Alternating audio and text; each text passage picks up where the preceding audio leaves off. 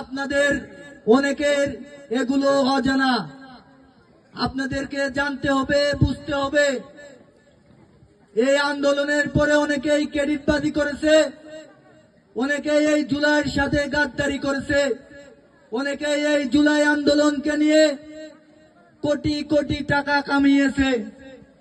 কিন্তু আমার নেতা বিপিনুর হক নূর আগে যেভাবে ছিল এখনো সেভাবে আছে। ইভেন আপনারা দেখেছেন কিছুদিন আগেও এই প্রশাসন দ্বারা, যে সরকার আমরা বসিয়েছি ডাক্তার ইউনূস, তার প্রশাসন দ্বারা কিভাবে হামলার শিকার হয়েছে, আমাদের সে সময় রক্তক্ষরণ হয়েছে। কিছুদিন আগেও সিঙ্গাপুর থেকে আমার নেতা চিকিৎসা নিয়ে এসেছে। এজন্য আমার নেতা সংগ্রামী, যে কথা বলতেছিলাম, আমার নেতা যখন এই আন্দোলনের